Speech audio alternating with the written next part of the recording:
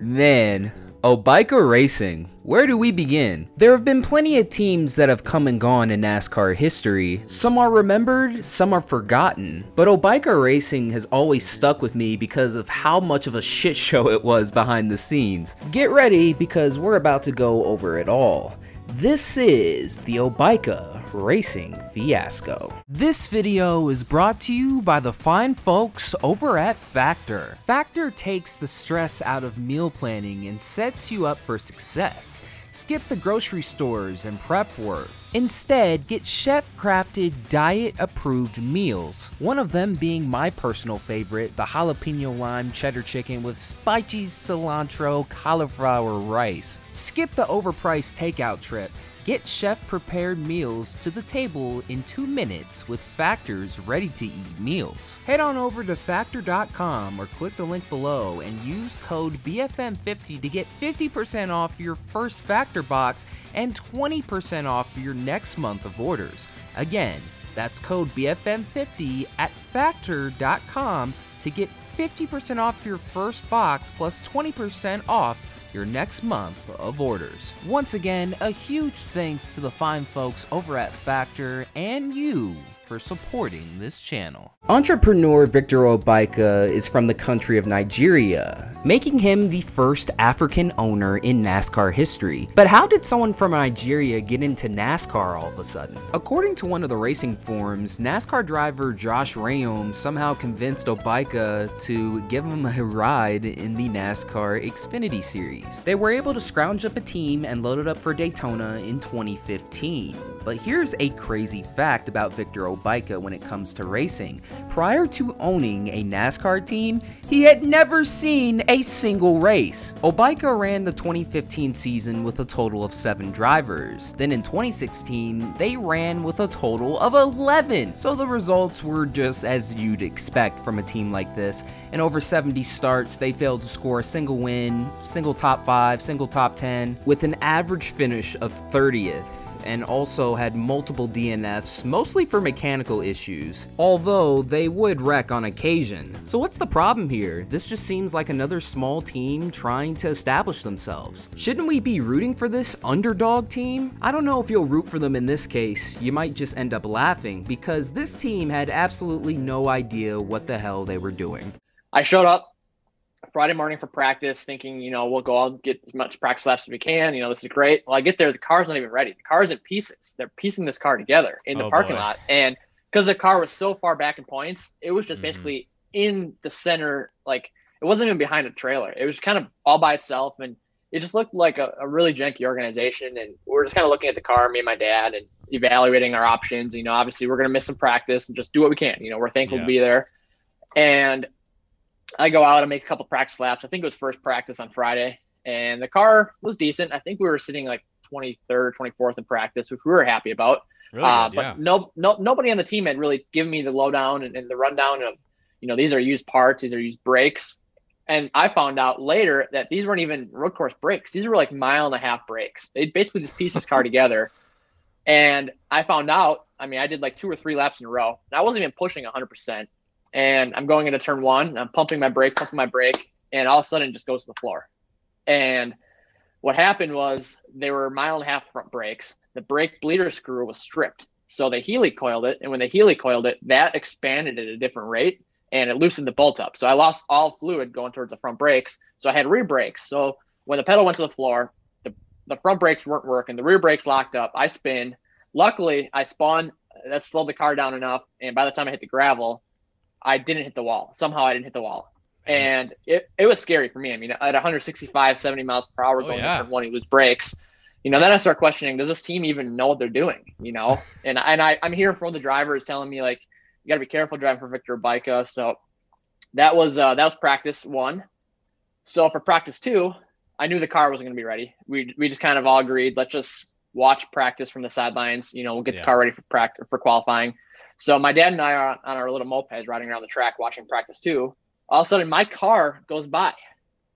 My car that I'm racing goes by on the track. I'm like, Yes, I'm like, what the hell? I'm like, did they take me out of the seat because I did something wrong? Yeah, that was definitely a crazy story from Josh Bilicki, but it doesn't compare to what I'm about to tell you next. There was a post made on the Rubbins Racing forum site back at the beginning of 2017. The original post on that forum site was deleted, so I had to go back all the way on web archives to find this insane story. So here it goes. After Miami, everyone was laid off. With nothing but updates to all the cars, why would he need to pay his guys to get the jump on them? And he fired his crew chief because, well, multiple issues with him.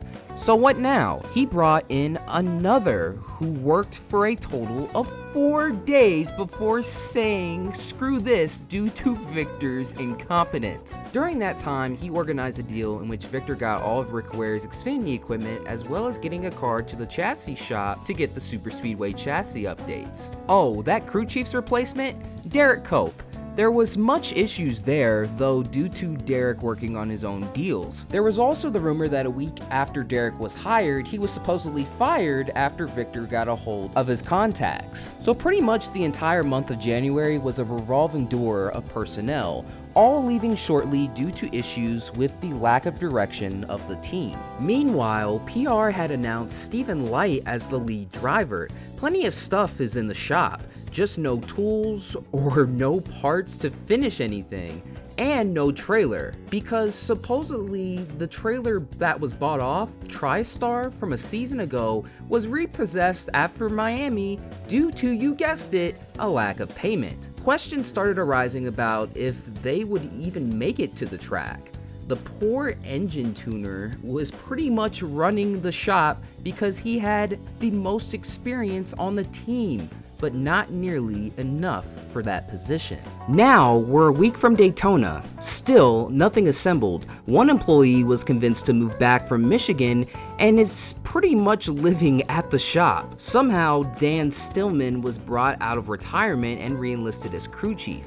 Tuesday at lunchtime, we get an update from the homeless employee, while the Daytona car is still sitting on jack stands with no engine, no transmission, no rear gear, and no truck arms, and still no hauler. The car has to be at Daytona on Wednesday morning. Victor patches up a relationship with an engine builder out of Atlanta, and the reason they were beefing was, you guessed it, due to lack of payment. Still no trailer, Dan Quarterly is roped in now to help. He is sent to Rick Ware's to borrow one of his, but returns with none due to lack of payment from the stuff Victor had purchased. 9 p.m. rolls around and haulers park at 7 in the morning.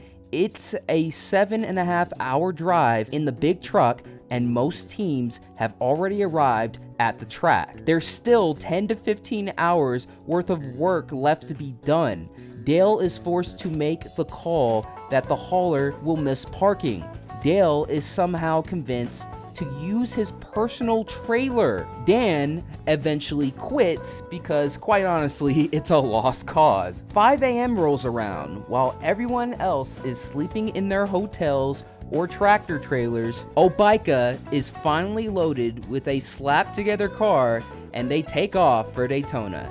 Everyone else is unloading within a couple of hours. Track opens at 11 a.m. Obaika gets there sometime between 1 and 2. They unload and the car is a complete mess, slapped together with parts they had around the shop, and it's revealed it was never set up, pretty much banking on their provisional from the year before. The left front spindle angle is really wrong, the tire rod is crashing into the control arm and chassis.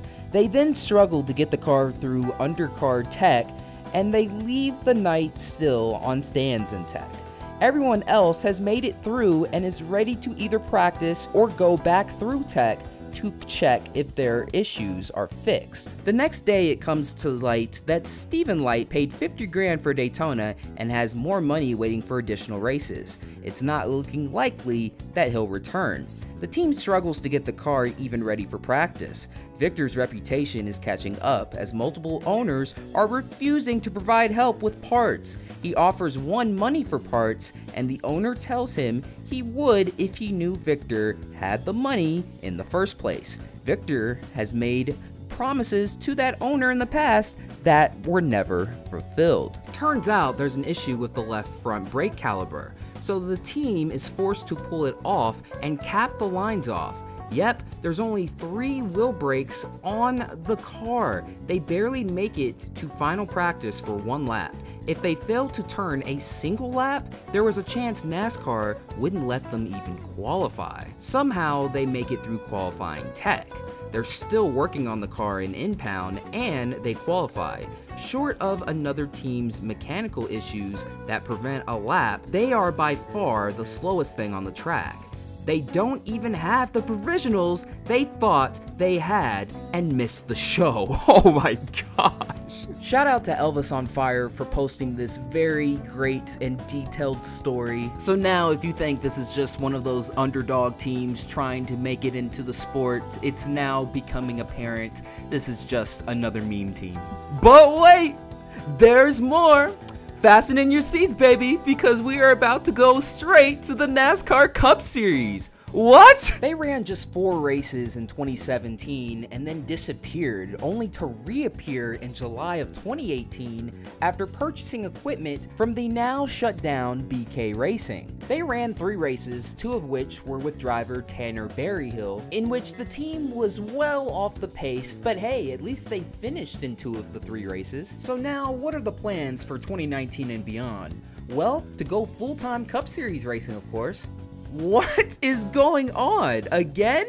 This team is totally not ready for that sort of thing, but hey, at least they're very ambitious. They had a whole unveiling at the NASCAR Hall of Fame just a few days before having to be at the track, and all of a sudden, they didn't show up. They didn't show up to the Daytona 500, and ever since 2019, the team has never been heard from or seen again, and in 2020 ended up shutting down due to the COVID pandemic. At least they made NASCAR history to some degree, as they'll probably be the first and only team to ever unveil at the NASCAR Hall of Fame and not end up running a single race. In conclusion, Obaika Racing will go down as one of the biggest shit shows in NASCAR history. RIP to Obaika Racing. And once again, that'll do it for another video. Thank you guys so much for watching. This is Black Flags Matter. Catch you next time.